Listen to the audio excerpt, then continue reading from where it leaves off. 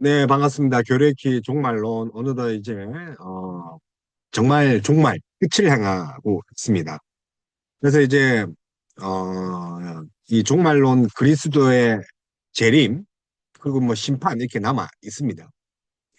근데 이제 지난 시간에 우리 중간 상태 이야기를 했어요. 중간 상태. 그러니까 이제 가톨릭은 연옥이라는 그런 중간 상태를 이야기했다면 우리는 그것이 아니라 우리 영혼이 이제 어디에 가느냐? 또 육체는 썩어지지만 영혼이 어디 가느냐. 그래서 수올 하데스 이야기를 했죠. 그리고 이제 아직 심판을 받지 않았지만 그럼에도 해도 수올에 있다는 거죠. 고통스러워요. 자, 그러면 어 예수 재림, 예수님이 재림에 있어서 그럼 우리가 기다려야 되잖아요. 죽은 자들도 다시 부활체를 입을 것이고, 그리고 예수님이 재림했을 때 살아있는 자들도 공중에 들려서 그죠? 부활체를 입는다고 했잖아요. 자, 그러면 과연 이제 예수 그리스도의 재림, 오늘 이게 사실 이 재림이에요, 재림. 그래서 재림을 앞둔 시대 표징이라든지, 뭐 우리가 전천년설, 무천년설, 뭐 이제 천년설, 뭐 이런 걸 이야기를 할 겁니다. 또 이제 재림으로 완성되죠. 완성되고 나서 이제 또 이제 심판이 있죠. 재림의 임박이 있을 것이고, 또 심판에 대해서 이제 이야기를 할 건데, 제후 심판이 완성이에요. 자, 그런데 이제 뭘 이제 이야기를 하고 싶냐면 우리가 이제 중간 상태가 있단 말이에요. 중간 상태. 우리 이야기를 했죠. 개인적 종말에 대해서. 자, 교리들은 뭐라고 하느냐? 그죠? 어디에 있었어요? 재림에 앞서가지고 개인적인 종말에 있었어. 그죠? 개인적 종말에 있어서 어떤 교리가 있느냐? 그래서 종말에 대한 일반적인 그런 이야기를 했다면 이제 우리 무슨 이야기를 하고 싶어 하는 겁니까? 개인적인 이제 남은 지면들을 남은 남은 시간들을 또 남은 인생의 지면들을 어떻게 또 태워가고 또 우리가 어떻게 또 준비해야 되느냐 이 개인적인 종말론 준비하기 위해서는 이제 진짜 종말이 개혁주의에서 무엇을 이야기하는지 개인적인 그래서 구체적으로 살펴볼 수가 있죠. 자, 우리가 이제 남은 인생의 페이지를 쓰려면 이제 우리 종말이 가까워. 우리 인생에도 종말이 가까웠다는 거예요. 죽음이 가까웠다는 거예요. 그래서 이제 인생에 두 가지 죽음이 있죠. 자, 그렇죠. 진짜 우리 기독교의 죽음은 육체적 죽음이 아니란 말이에요. 그죠? 육체적 죽음이 아니란 말이에요. 육체적. 육체적 죽음이 아니고 진짜 죽음이 뭡니까? 영적인 죽음을 말하는 거죠. 하나님과의 단절. 그게 진짜 죽음이라니까요. 그걸 무서워해야 된다니까요. 하나님이 버리신다 할 때 영적으로 유기된 거예요. 그래서 사도신경이 우리의 신앙 고백이며 그 안에 종말론적 고백들이 담겨 있죠. 그래서 인간이 태어나면 반드시 겪는 것이 뭡니까? 죽음이죠. 그러니까 죽음을 통과해야 됩니다. 그래야지 이제 심판을 받게 되군요. 그래서 그리스도를 믿는 신자도 죽음을 경험한다는 거. 그러니까 이 세상은 공평하죠. 그래서 죄 짓는 것을 그치게 하는 거다. 우리 이제 하이델베르크 지난 시간에 했죠. 하이델베르크 42문. 자, 죽음이 뭐라 했습니까? 죄 짓는 것을 이제 중단하고 그치게 되는 거예요. 그래서 신자를 영생에 들어가게 하는 통로다. 하이델베르그 제20문, 42문. 죽을 삽자죠. 자, 사이. 어떤 사이라고요? 영생에 들어가는 그 사이의 통로다. 외우고 싶죠? 그래서 사이. 그래서 하이델베르그 사이. 그래서 죄 짓는 것. 자, 그런데, 자, 그 전에 인간이 죽은 것은 죄의 결과 때문임을 강조할 필요가 있죠. 육체적 죽음의 그냥 질병이 아니라 사고가 아니라 그 인간은 원래 왜 죽었어요? 아담은 죄로 인해서. 우리는 육체적 죽음뿐만 아니라 영적인 죽음을 이미 경험했죠. 죄로 말미암아 사람은 참된 생명이신 하나님으로부터 분리된 거예요. 그리고 우리의 본성이 부패됐죠. 자꾸 죄짓고 싶죠. 제 생각이 나잖아요. 아마 이제 우리가 어떤 약을 먹고 지금 내 머릿속에 있는 것들 다 말해라 하면 완전히 뭐 소토화 될걸요. 목사인 저도 뭐 대통령 뭐 할 것 없이 뭐 정말 탤런트, 정말 아름다운 미모를 가진 그 사람에게도 진실 머릿속에 있는 것들을 다 말할 수 있는 약을 먹는다면 아니면 그걸 기록하는 것들이 있다면 그걸 또 뭐 영상으로 만드는 뇌에 있는 생각들을 영상으로 만드는 기계가 있다면 우리 졸도할 거예요 아마. 너무 잔인해서 더러워서. 그래서 죄로 말미암아 사람은 참된 생명이신 하나님으로부터 떨어졌다는 거예요. 그러니까 본성이 부패됐다는 거예요. 그러니까 이로 말미암아 사람은 어떻게 됩니까? 육적이고 영적인 죽음을 이미 맞은 상태예요. 그래서 어떤 사람은 뭐 100년을 살고 어떤 사람은 뭐 한 1년을 살고 이게 중요한 게 아니로 전부 다 뭡니까? 그 뒤에 뭐가 있다는 거예요. 죽음이 항상 기다리고 있다는 거예요. 그래서 이게 이제 벨직 신앙서 14항인데 벨직, 그죠? 벨기에와 네덜란드, 그죠? 그래서 그 독립하기 전에 이제 같은 그 있을 때 벨직 고백서예요.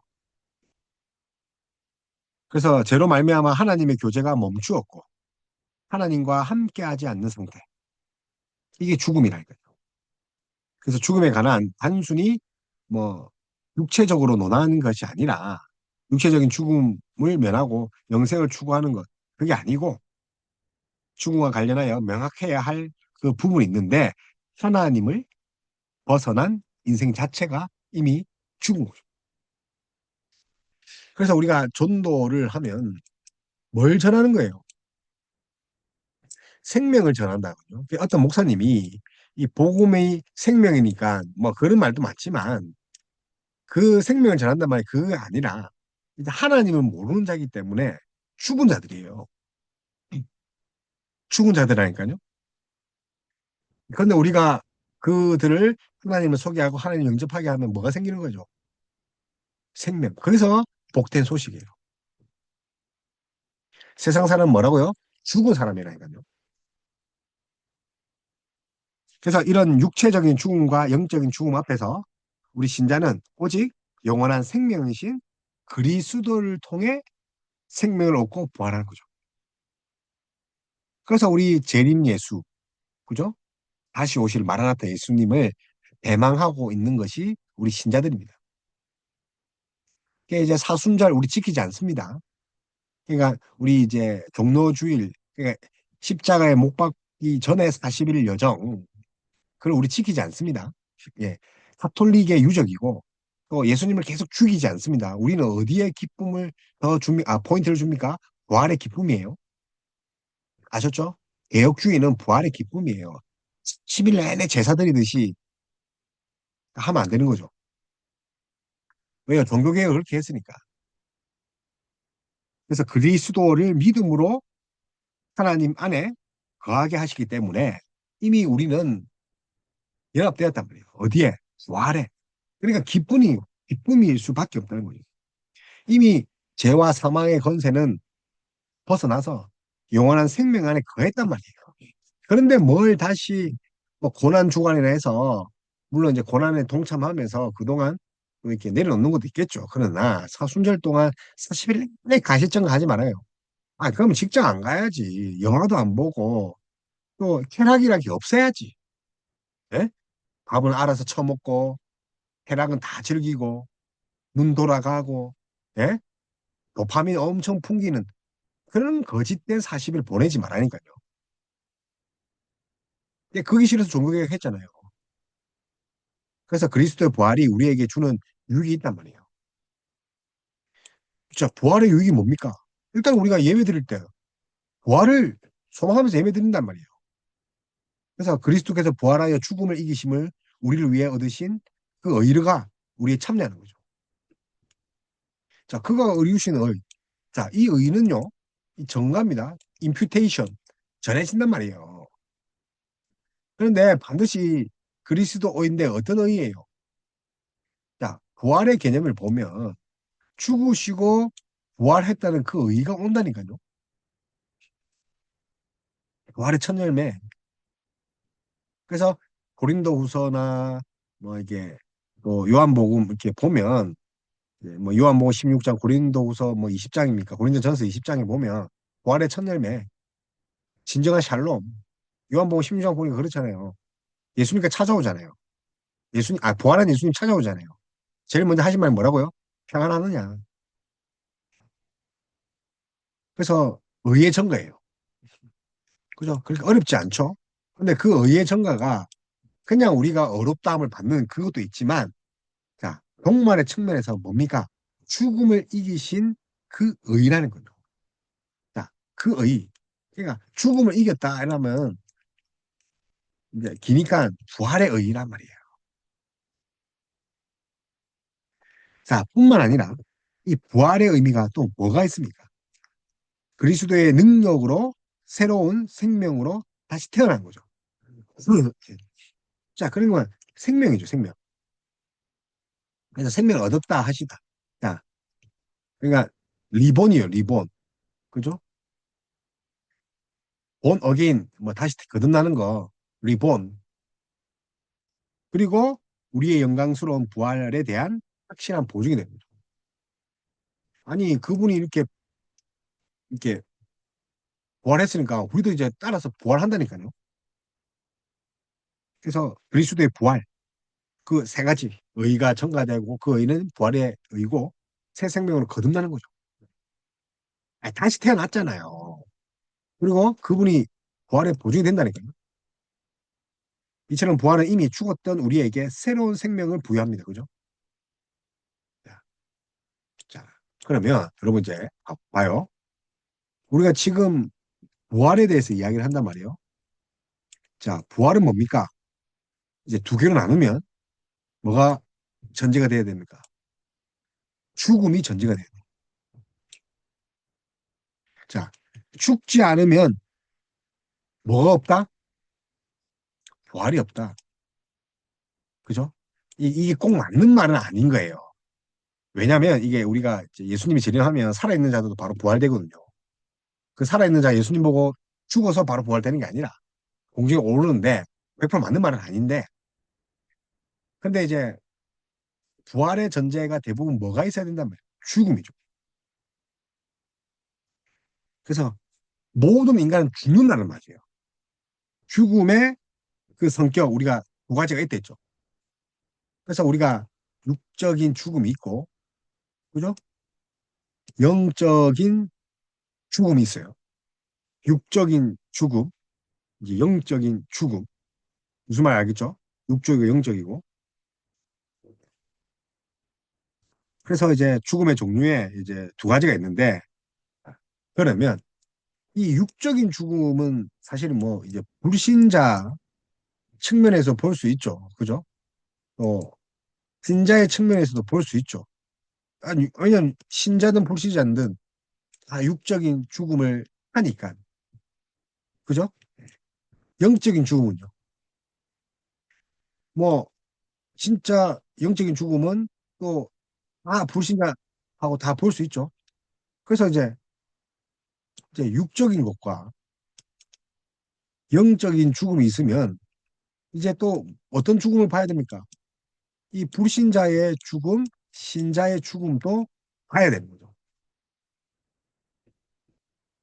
그래서 신자의 죽음과 불신자의 죽음. 그래서 죽음 그 자체는 흙으로 돌아가냐. 몸이 흙으로 돌아가잖아.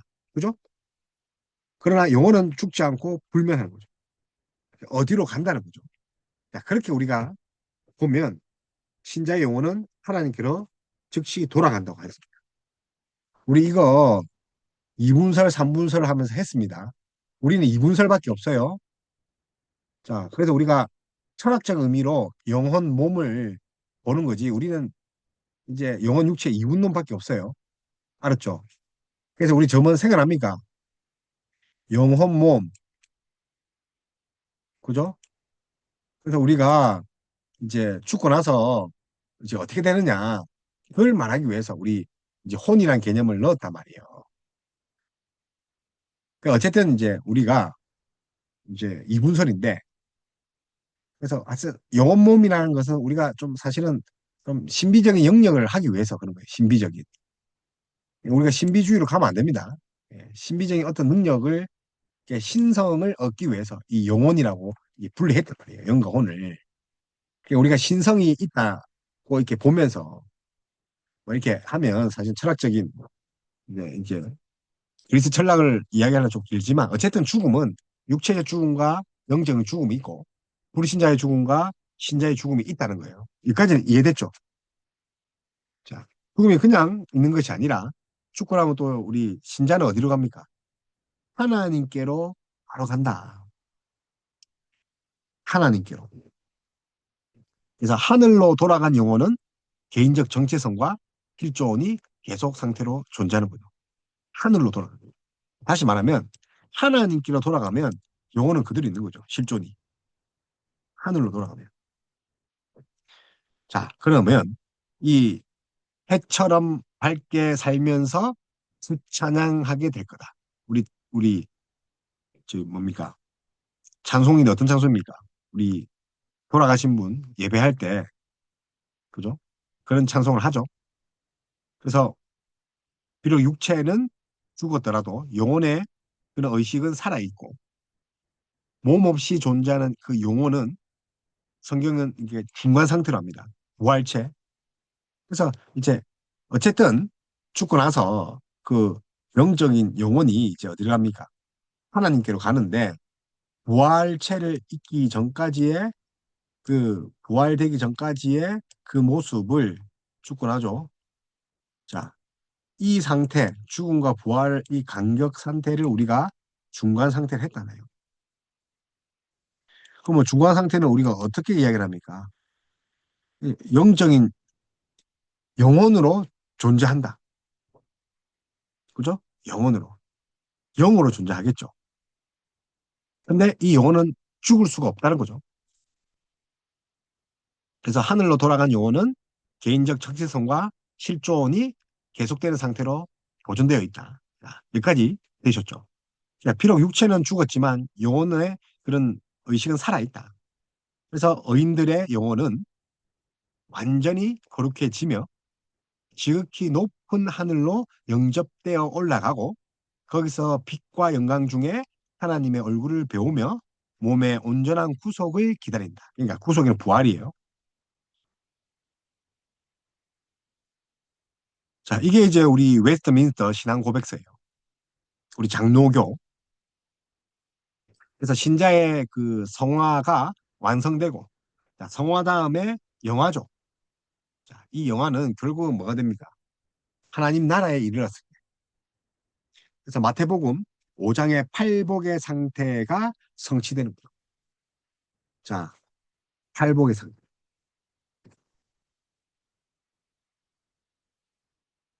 그래서 우리가 영광 가운데 하나님의 얼굴을 보게 될 것이고, 또 요한복음 1장 14절에 뭐랍니까? 우리가 그의 영광을 보니 아버지의 독생자의 영광이요 은혜와 진리가 충만하다.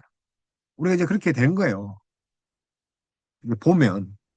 그러나 복음에 순종하지 않고 하나님의 영광을 위해 살지 않는 그런 자들은 어떻게 됩니까? 자, 즉시 신자들은 하나님께로 갑니다. 자, 이해됐죠? 여기까지 오케이? 즉시 하늘나라에 가면. 그러면 불신자는 어떻게 됩니까? 즉시 악인들은 뭐가 됩니까? 지옥에 던지죠. 우리 지난 시간에 했죠. 이걸 이제 수월이라 하죠. 하데스. 헬라어로 하데스. 다시 말하면 지옥에 갑니다. 우리가 뭐 땅끝, 뭐 땅밑, 뭐 이렇게 하잖아요. 그래서 지옥에 던져지고 거기서 고통과 깊은 흑암 안에 남겨지게 되며 심판 날까지 그렇게 처해 있는 거예요. 수월에 갇혀 있다. 그러면서 신경 원래 원문에는 예수님이 수월까지 내려갔다는 게 있는데 이게 도움이 안 되니까 우리 설명하려면 좀 기니까 그걸 뺐죠. 감리에서. 근데 우리 장로교는 한단 말이에요. 그래서 영혼 소멸이나 지옥 멸절설 같은 사상은 전혀 성경에 없다. 죽으면 영혼이 없어진다. 지옥이 없다. 자, 그래서 마지막 종말의 날에 모든 사람이 죽지 않고 변하게 된다. 종말의 날에. 그죠? 그래서 심판날에 뭐 악인이든 의인이든 부활합니다. 심판대에 쓰는 거죠. 근데 의인은 그 부활체를 입고 천국 가는 거고 악인은 그 부활체를 입고 지옥에 가는 거죠. 영원한 지옥이에요. 그래서 모든 죽은 사람은 역시 이전과 동일한 몸을 입는 거예요. 이 몸은 이전과 질적으로 차이가 있지만 예수님의 그 부활하신 몸 보면 못자국이 있지만 그죠? 만지지 말라 하시잖아요. 자, 그리고 어디든 이제 이동하시잖아요. 그런데 영적인데 제자주가 뭔가 잡수신단 말이에요. 그래서 이제 이전 뭐 잘 모르지만 이전과는 질적으로 다른 자기 영혼과 다시 영혼이 결합되는 거예요.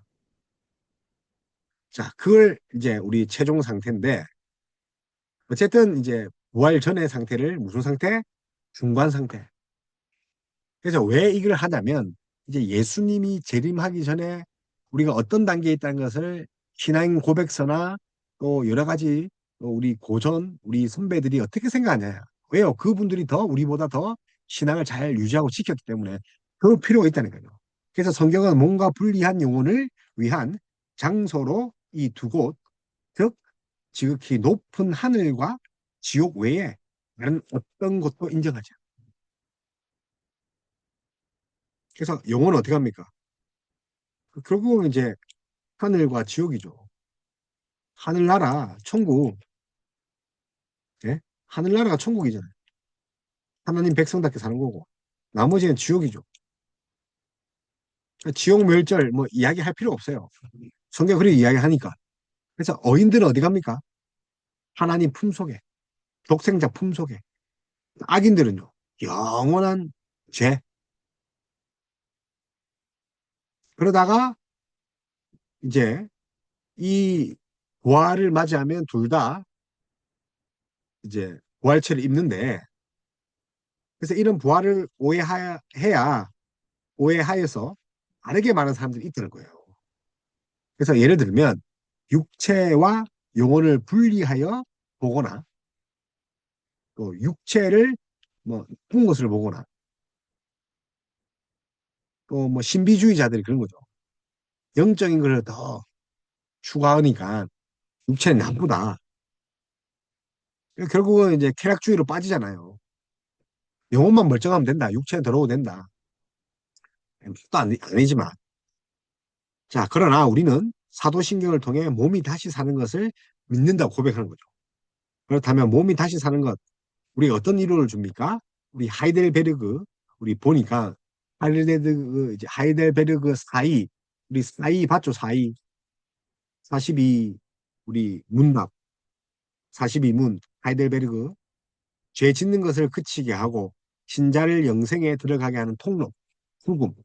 자, 사이는 뭡니까? 우리 했죠? 사이문, 하이델베르그. 자, 죽음, 그 통로죠. 죽음 사이. 그죠? 자, 그런데 이제 이게 이제 다시 이야기를 하면 이제 음 이제 57문이에요. 57. 하이델베르그 57문. 자, 하이델베르그 57문 이렇게 이야기를 합니다.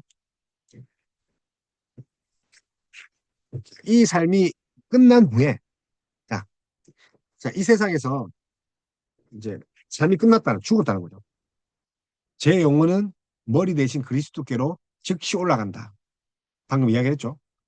아기는 지옥 간다 했고 이뿐만 아니라 저의 이 육신도 그리스도의 능력으로 일으킴을 받아 제 영혼과 다시 결합되어 그리스도의 영광스러운 몸과 같이 될 것이다. 부활이죠. 그렇게 고백합니다. 그래서 우리는 부활이 단순히 영적인 것이 아닌 육적이며 실제적인 것인 것을 믿어야 되는 거죠. 몸이 다시 사니까.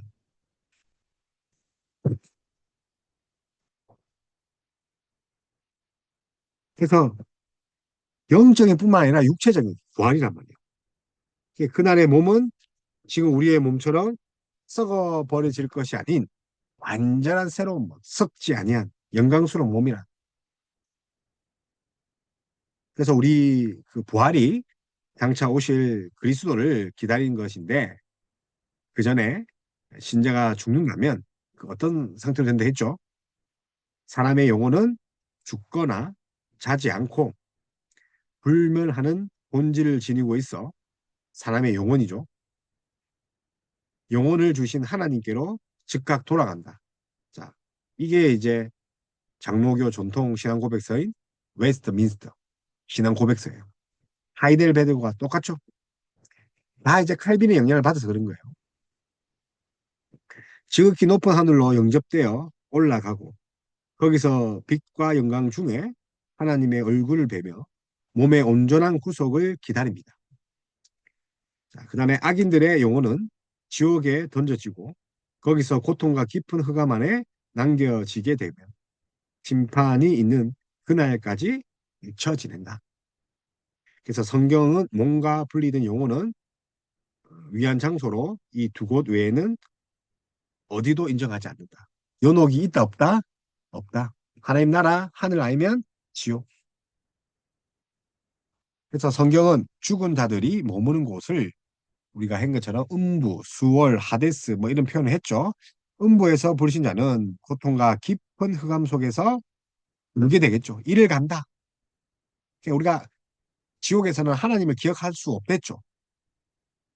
그러니까 기억하단 말이 찬양이라 했잖아요. 찬양. 하나님 찬양하지 못하는 그 반대가 뭐예요? 이를 간다니까요. 지옥에 와서 이를 가는 게 아니라 평생 이를 갈고 사는 거죠. 하나님 찬양할 수가 없는 그 말이라니까요. 지옥에서 하나님 찬양할 수 없어요. 그래서 거지 나사로와 부자 그 예를 봐라니까요. 다시 읽어보세요. 부자 어떻게 하는가? 이것은 신자에게 큰 위로를 줍니다. 신자는 장차 오실 그리스도를 기대하며 오늘 그리스도께 우리에게 주신 새 생활에 감사하며 살아야 한다. 자, 그래서 성경은 뭐 없다? 연옥이 있다 없다? 없다. 그래서 종말의 때에 살아있는 자들은 모두 죽음을 보지 않고 일시에 부활한다 했죠. 그래서 부활한 사람들의 몸은 또 이제 공중에 들린다 했죠. 이제 예수님 오면 나는 이제 공중에 들리는 거죠. 그래서 불의한 사람들의 몸은 그리스도의 권능으로 부활하여 치욕을 받고, 자, 불의한 사람도 부활하고, 자, 어려운 사람도 의인도 부활하고. 근데 불의한 사람은 부활해서 뭐가 됩니까? 수치와 치욕을 당할 것이다. 심판받는 거죠. 아마 죄가 낱낱이 드러날 거예요. 그래서 의로운 사람은 뭐가 됩니까? 그리스도의 성령으로 말미암아 부활이죠. 자, 성령으로 말미암아 부활되는 거죠. 영예를, 그죠? 치욕이 아니라 영광을 누리는 거죠. 영광에 참여하다. 이래 뭐, 그 말이 그 말이에요. 예? 영광에 참여하다는 말이, 그리스도의 영광에 참여하다는 말이 그리스도의 영광을 나누어서 그 영광이 우리께 된다는 거예요. 그리고 이제 웨스트민트 신앙 고백서, 32문 상조고. 자, 신자에는 불사에는 마지막 날 뭐 한답니까? 결국은 우리가 다 들림을 받는다. 부활할 겁니다. 그래서 불신자의 부활은 치욕을 당하고, 그죠? 구더기도 죽지 않는 지옥에 구더기가 살을 파먹는 수치를 당한 거고, 그러나 신자는 뭡니까? 이미 부활하였고 그리스도께 우리를 죽음에서 건지심을 얻는다는 거죠. 그렇기 때문에 우리 신자의 부활은 영광으로 가득 차는 거예요. 영광을 얻기 위한 부활. 그리스도의 영광스러운 몸을 담게 될 부활이다. 따라서 신자의 죽음은 두려운 것이 아니라 완성이죠. 영화죠. 그래서 신자에게 죽음은 두려운 것이 아니라 하나님 나라를 기대하며 잠시 머무는 곳이다. 제가 아는 목사님은 이 장례 예배를 할 때 그 장례 예배 설교를 하잖아요. 그 핵심 주제가 뭐냐면 죽은 사람을 이야기한다니까요. 그 사람은 신앙이 잘못됐다는 말이에요. 천국을 이야기하고 부활을 이야기해야 되는데, 아니, 어디서 개 같은 그런 신앙을 배워가지고 그 사람 어렸을 때부터 싹 다 그 잃는다니까요. 무슨 성경 친구약 하듯이, 응? 어렸을 때부터 뭐 이야기를 쭉 하면서 우리의 좋은 추억이 있다. 그러면서 천국에 다시 만난다. 아니, 뭐 하는 거예요? 그러니까 이제, 아니, 그 장래의 상주들이 다 울잖아요. 아버지가 생각나니까. 예? 아, 그러니까 이제 예배를 세 번 드리잖아요. 장래 예배, 뭐, 입간, 하간, 또 이제 장지에 가서 이제 하잖아요. 근데 그렇게 한다니까요. 아니, 그래서 저는 사실 장래 예배, 이게 이제 하나님이, 이름은 그렇지만 예배는 하나님이 주인이잖아요. 그 사람을 주인으로 한다니까, 병신같이. 그래서 원래 장래 예배는 뭘 이야기 됩니까? 하나님 나라. 죽은 후에 우리의 그 모습들, 거기에 불신자가 있다면 불신자의 모습들, 구더기, 영벌 이야기해야 된다. 그래서 장례를 통해 장례 예배가 하나님 구원의 그런 예배가 되는 거예요. 신자는 종말에 뭐가 됩니까? 기대하고 소망하는 것 되죠. 장례식장에 신자가 뭐 해야 됩니까? 소망을 가지고 기대를 하는 거죠. 어디 몰려? 천국을. 아니면 하나님의 오심, 나라가 오는 것, 임하는 것. 예수 그리스도의 재림. 그런 소망을 품게 해야 된다. 한량과 고난이 있지만. 그래서 우리가 기대하고 소망하는 하나님 나라는 장차 다시 오셔서 우리에게 완전하고 거룩한 부활의 몸을 주실 것. 영원히 하나님 기뻐하는. 아니, 그런 걸 줘야죠. 무슨 죽은 사람 눈물 째내고 하여튼 그 새끼 진짜 제가 이가 갈린다. 이가 갈려. 그러니까 그 장례 예배를 아이고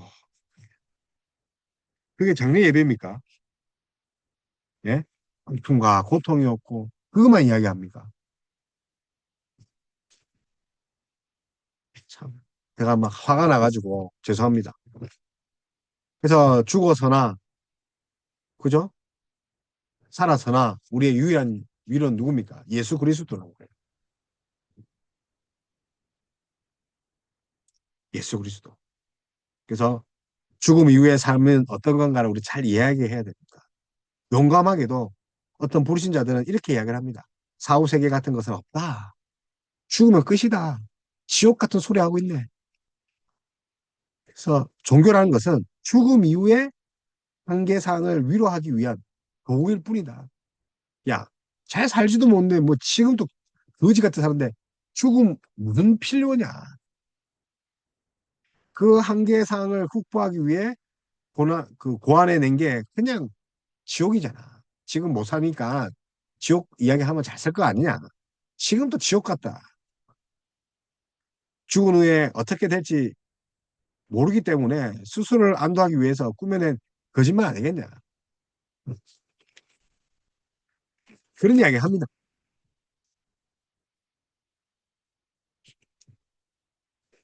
그래서 불신자들의 이러한 주장을 무모한 대담성이라고 합니다. 무식하죠. 다르게는 그렇기 때문에 교만한 도발이죠. 그러니까 그런 자들은 지옥 갈 수밖에 없죠. 강박하죠. 그래서 단 한 명도 증인이 없는 그런 사안에 대하여서 확신을 한 거죠. 지옥이 없다. 우린 적어도 성경에 지옥이 있다고 하니까 믿는 건데. 그래서 불신자가 최소한이라도 겸손하려면 그런 일은 아무런 증거도 없으니 알 수 없습니다. 정도로 해야 된다. 그런데 어떤 점에서 신자들 역시 사후 세계를 이야기할 때 불편해하고 무신자처럼 생각합니다. 구원 이야기하면 뭐 그냥 예수님 믿으면 끝이다. 뭐 그렇게 생각하는 것도 있고 공로로 구원받는다. 아직도 그런 생각하는 것도 있고 천국 이야기하면 아우 뭐 내일 출근이에요.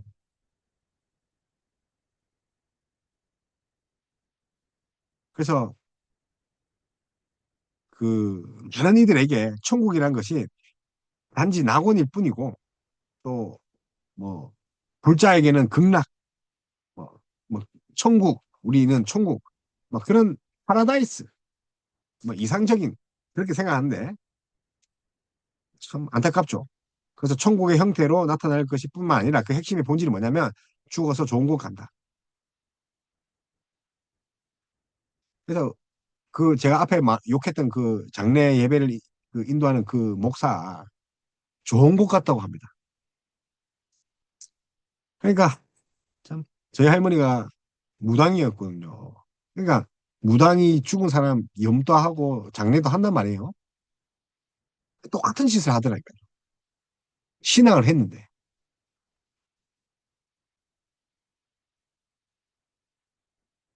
그래서 이 사실이라면 우리의 신앙이 과연 다르게 되어 있는가? 그 목사 밑에 있는 그 신자들은 과연 천국 백성이 될 수 있는가? 뭐 그런 생각이 들더라고요. 그래서 저는 그 교회에 나왔습니다. 지옥 가게 생겼더라니까요.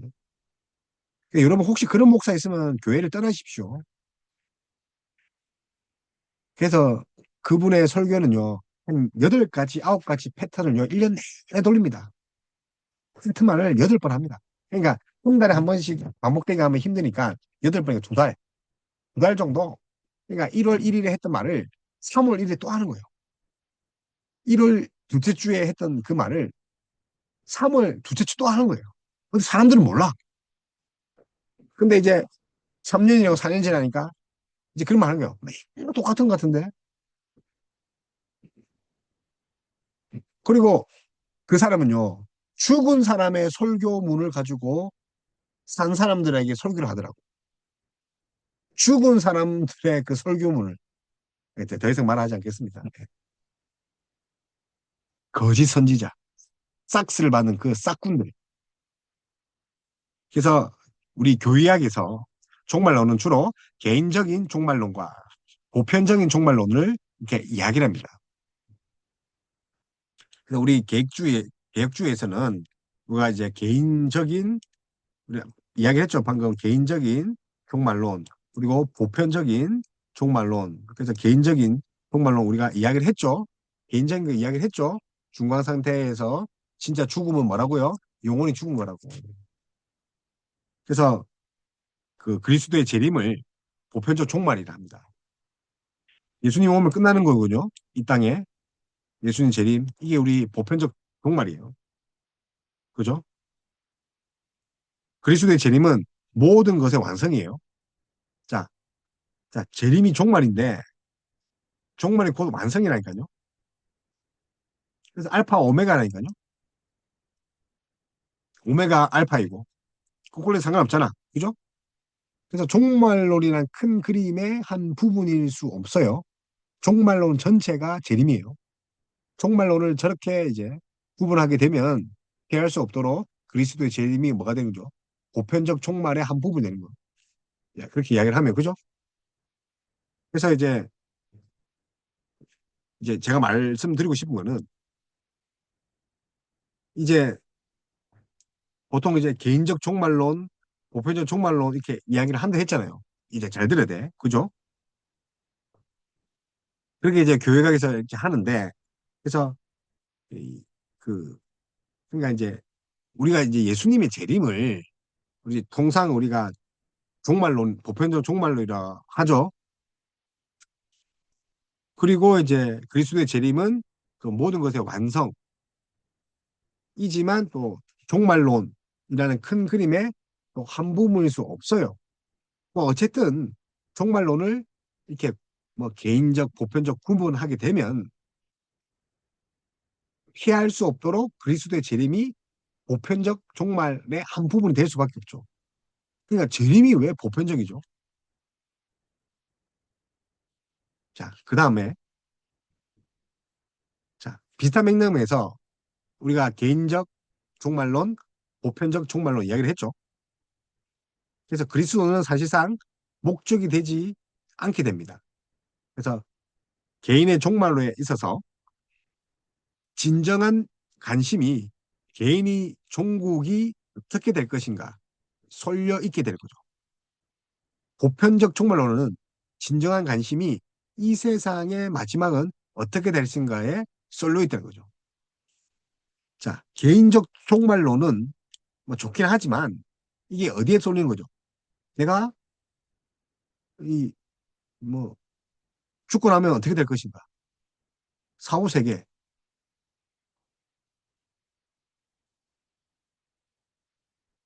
자, 보편적 종말론은 또 어떻습니까?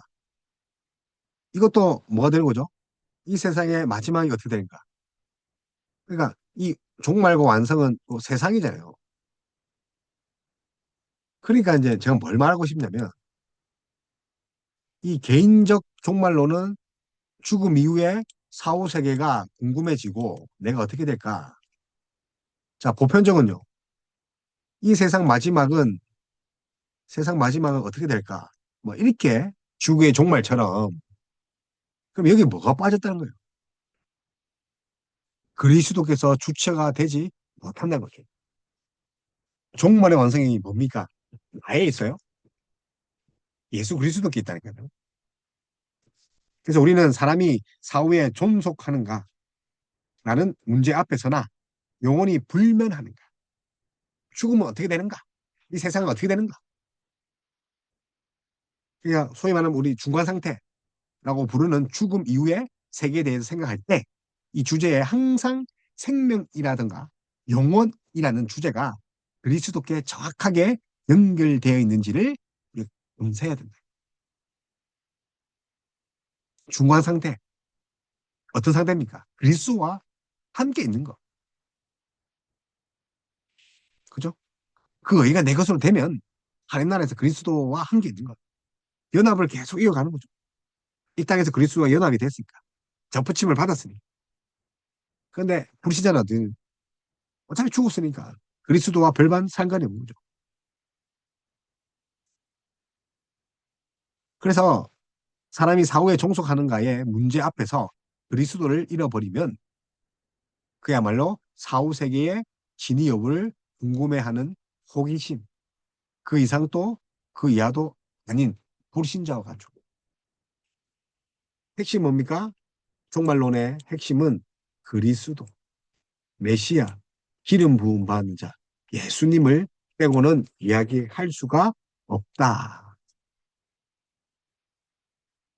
그래서 종말론을 뭐 개인적 종말론, 보편적 종말론, 그래 제가 볼 때 나쁘진 않는데 근데 그렇게 되면 예수님이 좀 물타게 되고 약해진다는 거죠. 그래서 개인적인 죽음 이후에 대한 관심이 되었건 혹은 이 세상 마지막이 어떻게 되는지 관심이 있었든 간에 이 개인이나 뭐 세상이든 어쨌든 간에 무엇이 마지막입니까? 그 결론의 목적이 어떻게 하나님의 목적인가? 곧 모든 세계가 어떻게 한 분 그리스도를 향하여 통합된 목적으로 인도될 것인가? 여기에 관심을 가져야 되지 않나. 그래서 뭐 골로새서 이야기도 하고 뭐 그런 거죠. 그래서 실제로 이제 성경은 그에 대해서 이야기를 하죠. 그래서 이제 뭐 만물이 그에게서 창조되었다. 그죠? 그 안에서 원래는 그 안에서인데 골로새서 우리 1장 6절이죠. 만물이 그에게서 나오고 그에게서 돌아간다. 그래서 그리스도는 창조주, 자, 왕권과 국권, 통치자 누굽니까? 그로 말미암아 예수 그리스도 골로새서에도 계속 그런 이야기를 하죠. 몸된 교회의 머리. 그러니까 머리이신 그리스도께 돌아간다 했죠. 죽으면 그리스도의 남은 고난을 몸된 교회를 위하여 채운다. 그리스도 그 영광.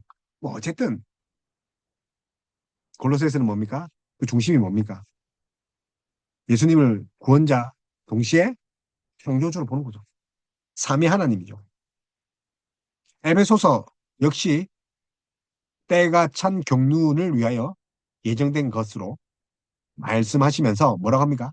하늘에 있는 것이나 땅에 있는 것이나 다 그리스도 안에서 통일되게 하려 합니다. 자, 죽음이나 이 세상의 삶이나 어디로 다 통일돼야 되죠? 그리스도께. 에베소 1장 9절 말씀, 골로새서 1장 16절 말씀. 1장에 다 나와 있다는 거죠. 에, 비, 골, 빌. 그죠? 근데 신기하게도 옥중서신이에요. 죽음을 눈앞에 있는 그 옥 안에 갇혔을 때 이야기예요. 그옥 안에 갇혔으니까 보니까 그리스도 안에 있는 거 맞다. 내가 안에 있는 것처럼, 옥 안에 있는 것처럼 우리가 그리스도 안에 있다. 그래서 이 하나님의 경륜, 천지 만물, 뭐 우리 했죠? 통일, 천지 만물의 통일, 하나됨, 뭐 말미암아 어디에서 이루어지는가 하면 그리스도를 만물 위에 교회의 머리로 주셔서 교회는 그의 몸이니 만물 안에서 만물을 충만케 하시는 자의 충만이다. 만물 안에서 만물을 충만케 하는 자의 충만이다. 결국 에베소서와 골로새서는 뭘 보여줍니까? 하나님의 구속 경륜에서의 최후 통치는 어디로 연결됩니까? 교회를 통하여 일어난다. 그래서 마지막 때에 노아의 방주가 뭡니까? 교회라니까요. 하나님의 구속 경륜 최후의 통치가 어디서 일어납니까? 교회. 그래서 제가 목사가 된 게 참 감사하고 다행입니다. 집사에서 목사 된 게 너무 감사합니다. 하나님 구속 경륜의 최후 통치 어디서 이루어집니까? 교회입니다. 그래서 한 사람의 죽음 후에 세계가 어떻게 될 것인가? 죽고 나서 어떻게 되죠? 선생님, 이 세계의 마지막 어떻게 되죠? 이런 종류의 관심 대신에 성경은 하나님께서 어떻게 그리스도를 통해 종말을 보내셨는가? 그리스도를 통해 어떻게 종말을 보내셨는가? 또 그 종말적 실체의 주인으로서 그리스도께서 어떻게 만물 안에서 만물을 다스리는 그런 그 위에서 교회의 머리로 역사하시는. 답 나왔죠? 그러니까 종말의 핵심은 뭡니까? 그죠? 성경은 하나님께서 어떻게 그리스도를 통해 종말을 보내셨는가? 종말의 실체 주인이신 그리스도께서 어떻게 만물 안에서 만물을 다스리기 위하여 교회의 머리로서 역사하시는지. 그러니까 그리스도와 교회죠. 종말의 핵심은 뭡니까? 내가 죽으면 어떻게 되게요? 사후와 세상이 아니라 더 깊이 들어가면 예수님이 그 종말을 어떻게 예수님을 통해 보내셨는가? 또 교회를 통해서 어떻게 만물을 종말적으로 다스리니까. 그러므로 이제 우리 신자에게 진정한 위로는 뭡니까? 나의 개인적 죽음 후에 영생 복락, 뭐 낙원의 인도, 뭐, 뭐 좋죠. 뭐 네가 나와 낙원에 있을 것이다. 뭐 이제 우편인가 좌편인가 모르겠지만 그 강도, 십자가에 달린 강도, 그보다 더 훨씬 더 사실은 더 근본적인 거예요. 그래서 하이델베르그 교리문답 제1번에는 이런 말이 있습니다. 우리의 위로를 고백하는데 이때 고백은 살아서나 죽어서나 유일한 위로는 뭡니까? 예수 그리스도. 예수 그리스도. 그래서 살아서의 위로일 뿐만 아니라 죽어서의 위로가 뭡니까? 사나 죽으나 우리의 유일한 위로는 예수 그리스도. 내가 나의 것이 아니요 너의 몸도 영혼도 나의 신실하신 구주 예수 그리스도의 것이니라. 그래서 어떻게 그리스도께서 살아서나 위로일 뿐 아니라 죽어서나 의 위로가 되십니까? 어떻게 가능합니까? 그래서 우리가 우리에게 집중한다면 우리의 시작도 끝도 암울할 것입니다. 그러나 우리가 어떻게 해야 됩니까? 인생을 생각하고 인생의 종국에 대해서 깊이 묵상하고 뭐 뭔가 침잠할수록 우리는 철학자들의 대답에만 이르게 됩니다. 그냥 무신론자죠. 그러나 사람의 삶은 결코 그 자체로는 아무런 의미가 없죠. 오직 삼위 하나님께 의지하고 기댈 때만 삶이 의미가 있습니다. 그렇기 때문에 신자는 인생의 최후에 대한 진술에 있어서도 자신의 삶 자체가 목적이 되어서는 안 되죠. 그리스도께서 내 삶의 주인이시기 때문에 내게 위로가 있는 것이지 내 삶 자체가 아니 복락이 아니에요.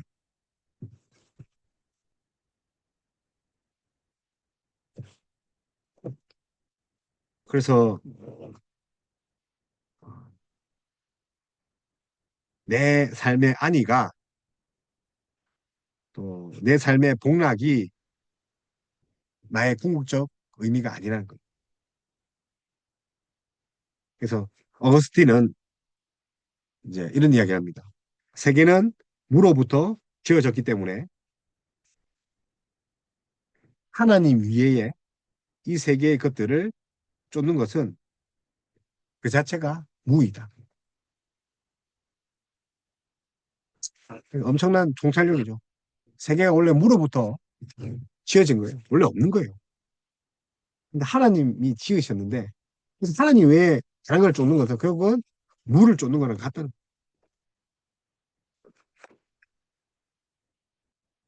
그래서 그리스도의 재림을 다음 시간에 할 건데 이제 우리가 반드시 죽을 거예요. 내일 죽을 수도 있고 10년 뒤에 20년 뒤에 30년 뒤에 죽을 수도 있는데 우리 이제 죽음을 맞이하면서 우리가 예수님의 그 재림에 의해서 부활을 우리가 맞이할 어떻게 맞이할 것인가? 죽음 이후에 어떤 세계가 있는가도 우리가 오늘 배움에 있어서 어떤 느낌이 듭니까? 예수 그리스도죠. 예수님만 따라가는 거죠. 그분이 부활의 첫 열매고.